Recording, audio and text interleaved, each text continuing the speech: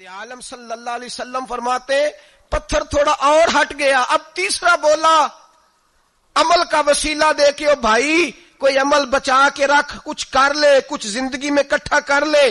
کوئی تو ایسا عمل ہو جب قیامت آئے تو مصیبت سے بچ سکے, تو قبر میں مصیبت سے بچ سکے, تو دنیا میں مصیبت سے بچ سکے.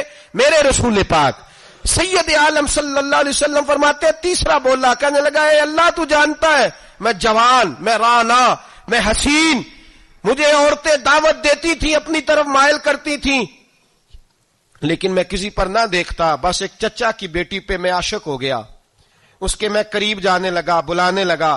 100 دینار بھی اکٹھے کیے اس کو دینے کے لیے. ایک ایسا وقت آیا کہ وہ راضی بھی ہو گئی. اے اللہ تنہائی بھی آ گئی. یوں سمجھ لو کہ میں جوان بھی, حسین بھی, مالدار بھی, میں چاہوں تو ایک ایک دن میں 4 دفعہ میں بدکاری کر سکتا تھا. اے اللہ ساری خوبیاں تھیں. وہ بی بی میرے پاس آئی, کمرہ تنہائی, کوئی دیکھنے والا نہیں تھا.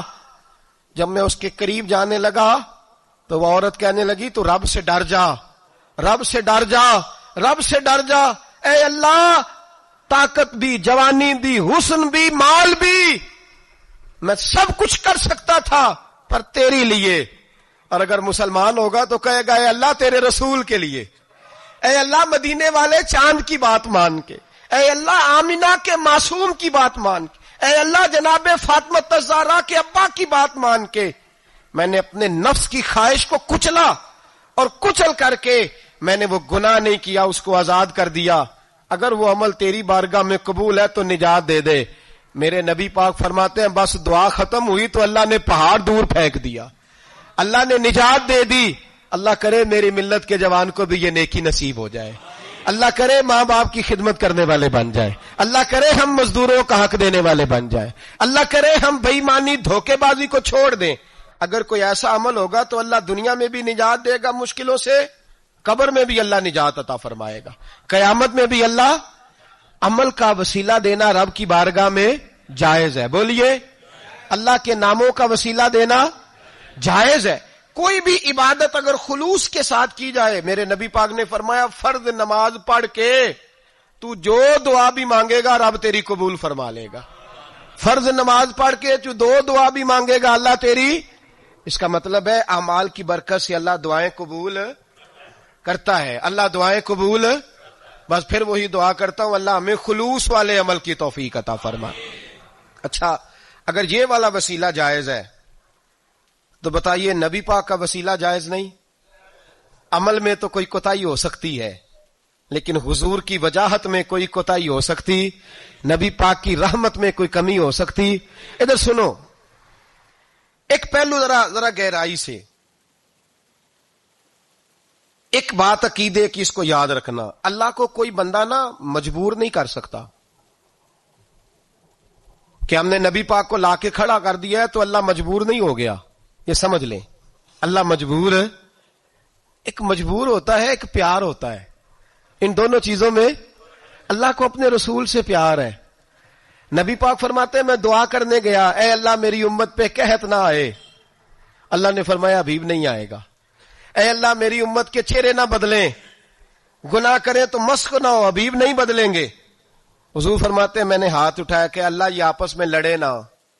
توجہ کرنا جملوں پہ, اے اللہ یہ آپس میں لڑے نہ.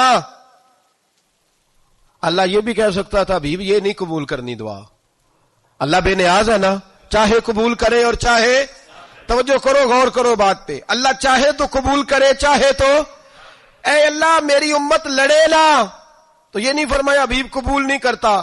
کہ محبوب یہ دعا مجھ سے مانگ ہی نہ. اے ابھی تو دعا مانگ, تو مانگے میں قبول نہ کروں, یہ ہو نہیں سکتا. اس طرح کر یہ دعا مجھ سے. نبی پاک نے منافقین کے لیے دعا کرنی چاہیے کہ اے اللہ, اے مولا تو مہربانی فرما, اے اللہ کرم فرما, منافقین کو بھی بخش دے. تو میرے رسول پاک علیہ السلام فرماتے ہیں رب کریم نے مجھے منع کیا, اے محبوب یہ والی دعا, یہ دعا ہی نہ مانگ. یہ دعا اللہ کو کوئی مجبور کر سکتا, لیکن اگر اللہ پیار کرے تو بھائی دنیا داری کا چودھری صاحب کا, مولوی صاحب کا, پیر صاحب کا ایک عام مشہور مقولہ ہے, فلاں بندہ آ گیا تھا اس کو میں انکار نہیں کر سکتا تھا, کیوں جی؟ وہ بندوق لے کے آیا تھا، کر دینا تھا انکار.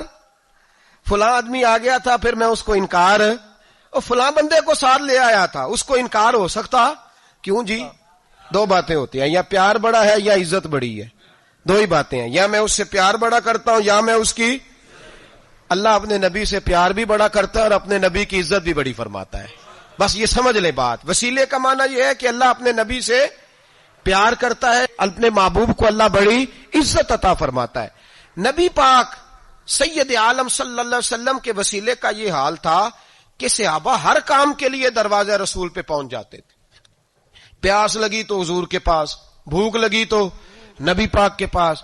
حضرت ابو ہریرہ کو حافظہ چاہیے تو نبی پاک کے پاس، کسی کو اولاد کی ضرورت ہے تو وہ رسول پاک کے پاس، کسی کو طاقت کی ضرورت ہے تو وہ بھی نبی پاک کے پاس. ہر آدمی جاتا تھا، انہیں پتا تھا دیتا خدا ہی ہے پر وسیلہ مصطفیٰ دیتا ہے صلی اللہ علیہ. اور حضور نے فرمایا انما انا قاسم، بخاری مسلم ہے، فرمایا میں تو بانٹنے والا ہوں، میں قاسم ہوں، میں قاسم ہوں. واللہ یؤتی، ہاں عطا کرنے والا اللہ ہے.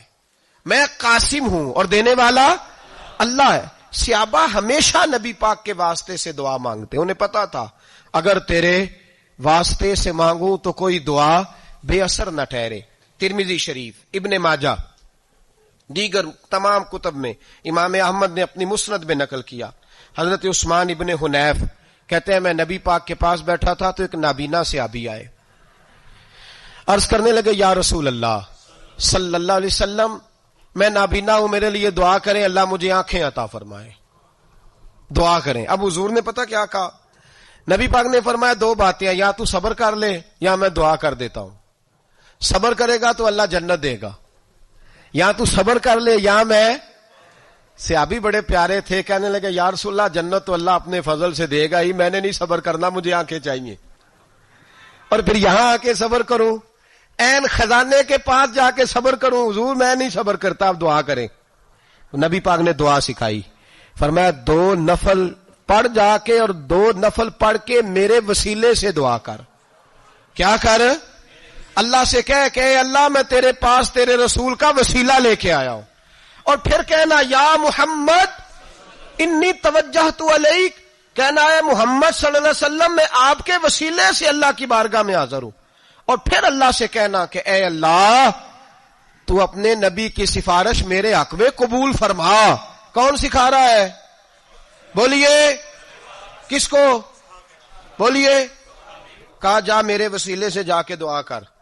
حضرت عثمان کہتے ہیں وہ چلے گئے، 2 نفل پڑھے، حضور کے وسیلے سے دعا مانگی. فرماتے ہیں وہ چلے گئے پر ہم کوئی نہیں گئے. آپ کیوں نہیں گئے؟ تو صحابہ کا نظریہ بتاتا ہے کہ وہ گئے اس لیے نہیں کہ ہم حضور کا معجزہ دیکھ کے ہی جائیں گے. کہتے ہیں ہم گئے نہیں. تھوڑی دیر گزری تو وہ صحابی جو اندھے گئے تھے جب واپس آئے ہیں تو اللہ نے انہیں آنکھیں عطا فرما دی. گئے تھے تو نابینا تھے، آئے تو بینا ہے. میرے نبی پاک صلی اللہ علیہ وسلم کا توسل، حضور کا وسیلہ خود حضور نے سکھایا ہے، خود نبی پاک نے. اور صحابہ کرام علیہم رضوان اس مزاج پر پورے عامل تھے.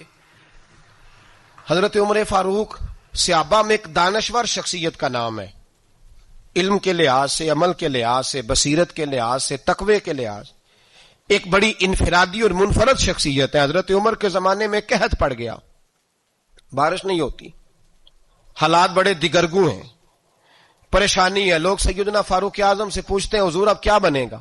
جو میں نے پہلے حدیث آپ کی خدمت میں عرض کی وہ ترمذی اور ابن ماجہ سے. اب جو حضرت عمر کی روایت عرض کر رہا ہوں یہ صحیح بخاری میں موجود ہے. حضرت عمر فاروق رضی اللہ تعالیٰ عنہ کا زمانہ مبارکہ، قلت آ گئی، قحط آ گیا، بارش شدید ہے، صحابہ پریشان ہے. جناب عمر فاروق رضی اللہ تعالیٰ عنہ سے کہتے ہیں حضور کرنا کیا ہے؟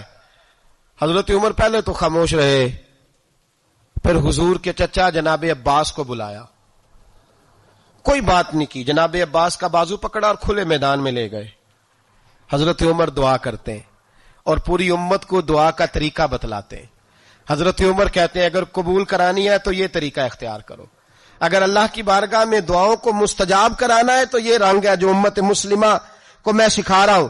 حضرت عمر نے جناب سیدنا عباس رضی اللہ تعالیٰ عنہ کو کھڑا کیا سامنے اور دعا فرمائی، اللہم انا نتوسل الیک بنبیک، اے اللہ ہم تیری بارگاہ میں تیرے نبی کے وسیلے سے دعا کرتے ہیں، فتسقینا، ہمیں بارش عطا فرما، ہمیں کس کے وسیلے سے؟ حضور، اور پھر کہا اللہم انا نتوسلک بام نبیک، اے اللہ ہم نے اپنے نبی کے چچا کے وسیلے سے بارش عطا فرما، اے اللہ ہمیں اپنے رسول کے چچا کے وسیلے سے، حضرت عباس کے وسیلے سے بارش دے۔ صحابہ کہتے ہیں جب ہم گئے تھے دعا مانگنے تو خشک سالی تھی، اور جب گھروں کو آ رہے تھے تو ہمارے کپڑے بارش سے بھیگ چکے تھے۔